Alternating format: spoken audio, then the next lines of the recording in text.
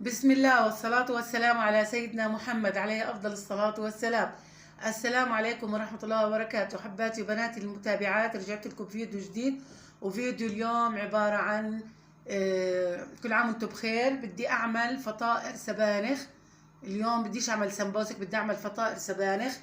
تتذكروا لما أنا فرزت معكم شوية السبانخ هذول، كمية صغيرة يعني نعمل كم قرص كويسات. يعني هاي انا طلعتها من الفريزر قبل ما يفكن وحطيتها بالمصفاة على اساس اذا نزل منهن مي مع الثلج يعني يكون متصفيات.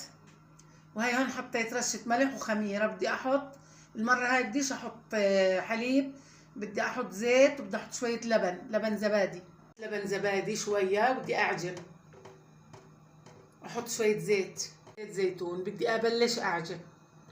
حطينا هون خميرة وملح ولبن زبادي، ممكن تحطي بيضة، وحطينا زيت زيتون. العجينة يا بنات، أنا عارف إنه أنا يعني معيود إني أنا عملت راس سبانخ معكم كثير، بس أنا حبيت أصور لكم. بشوف إذا بتسنى لي أصور كمان الطبيخ إن شاء الله. هيو بدي أغلفها وأخليها ترتاح ربع ساعة نص ساعة عبين ما يسيح السبانخ.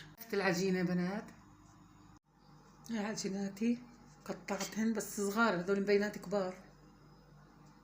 هاي يا بنات خلصنا القراص سبانخ.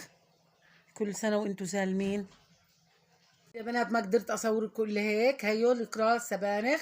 ان شاء الله بكره وفي الايام الجايه بصور لكم سحورنا وفطورنا ان شاء الله. كل عام وانتم بخير. حطوا اللايك واشتركوا في القناه وشيروا للقناه وفعلوا زر الجرس حتى يوصلكم مني كل جديد. بحبكم في الله، صلوا على رسول الله. استنوني بكره بفيديو جديد ووصفه جديده ان شاء الله. مع السلامه.